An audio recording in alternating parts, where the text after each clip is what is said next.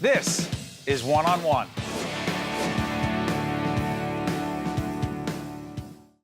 Welcome back to One on One. I'm Joanna Gagis, here for Steve Adubato. The philosopher Plato said that music is a more potent instrument than any for education because rhythm and harmony find their way into the inner parts of our soul. Yet we know that not all children have equal access to arts education, and it often breaks down along lines of socioeconomic status. Well, one organization right here in New Jersey is changing all of that.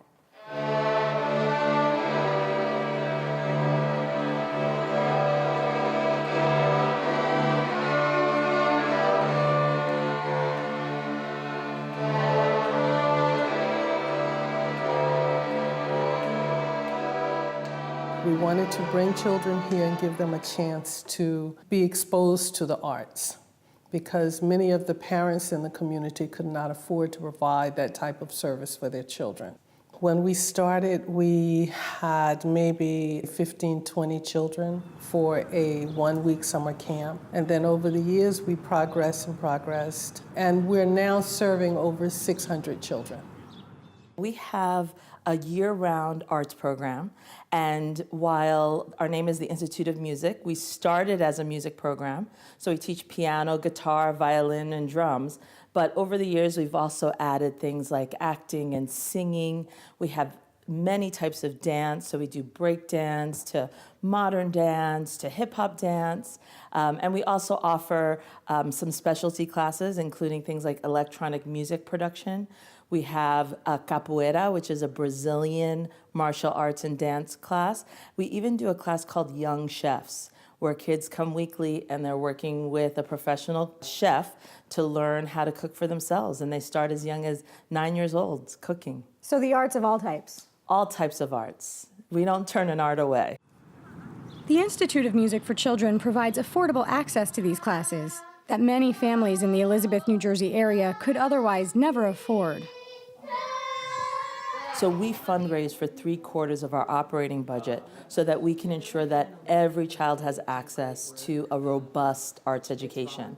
Children don't have to pick just one art form to study because that's all their parents can afford. We want kids to come here and be able to try drumming one semester, guitar another semester, acting another semester, and sometimes they'll take 2 or 3 classes at a time.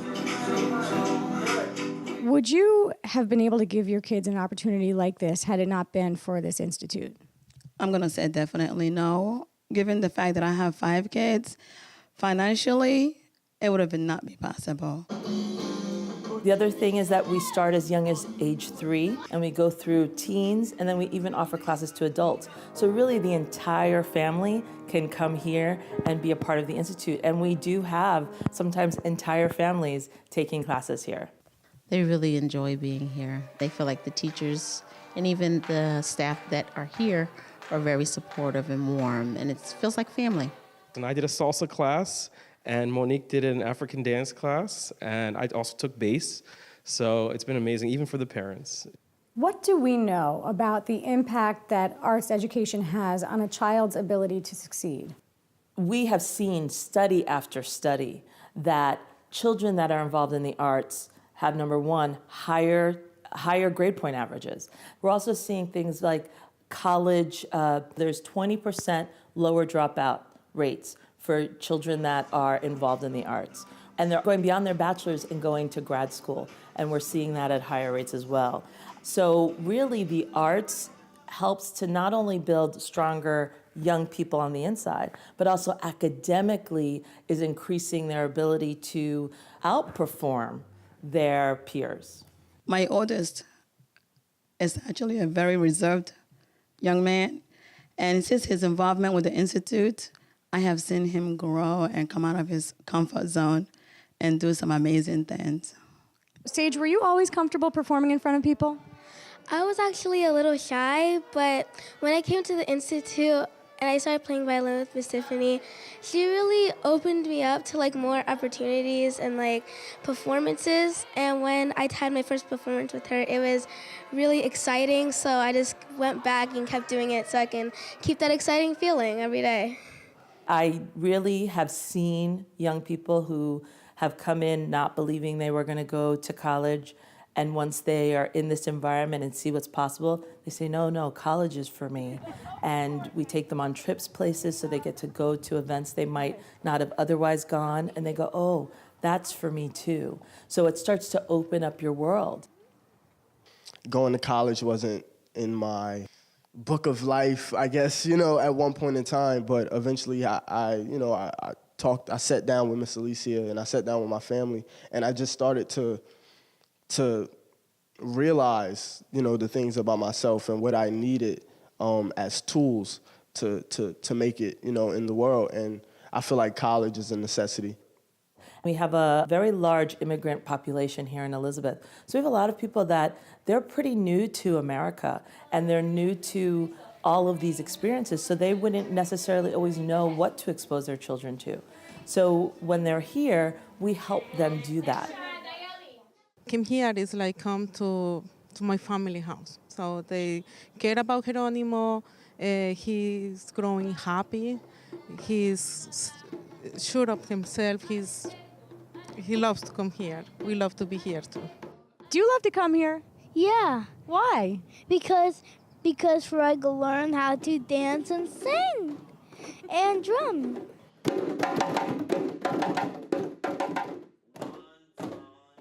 This program also helps kids learning to overcome emotional and behavioral challenges, as well as kids who are victims of domestic violence in the home.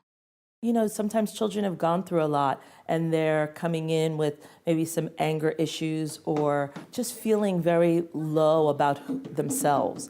Also, being able to deal with some of their issues, whether it's I'm really shy, or I have a learning disability, or I struggle with ADHD. We are accepting here. You come here and there's an institute way, and there's a way that we talk to each other. There's a way that we address one another, especially when there's a conflict, and kids learn quickly. Sometimes he loses focus very easily. So in the Institute, they've been really great about finding different strategies and different techniques to help him out. We want to equip children to be able to go out into the world and have a successful life.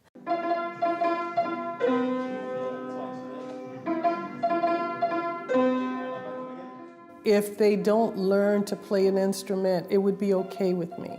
If they have a good experience, they learn to work in community, they learn to care about other people and each other, to me, that is the most important thing. We also have a youth leadership program, and we really help to mold them into being professional, to being responsible. So you extend well beyond the arts in terms of what you're teaching these kids. Yes, we really consider ourselves an arts-based youth development program, because what we're really doing is in our vision statement, which is creating harmony, which is helping achieve responsible, motivated, optimistic neighborhood youth.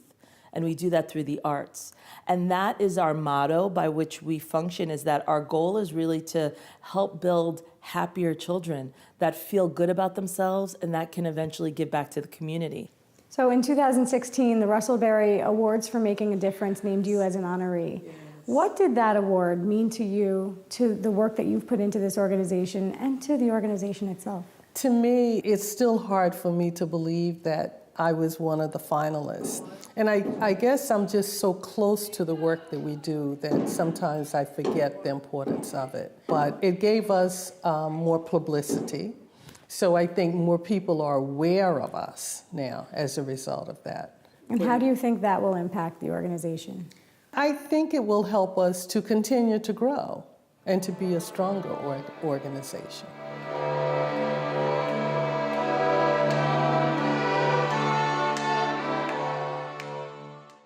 One-on-One with Steve Adubato has been a production of the Caucus Educational Corporation, celebrating over 25 years of broadcast excellence. Funding for this edition of One-on-One with Steve Adubato has been provided by the Russell Berry Foundation, Virtua, Partners for Health Foundation, Qualcare Inc., Johnson & Johnson, Kessler Foundation, and by ADP. Transportation provided by Airbrook Limousine, serving the metropolitan New York, New Jersey area.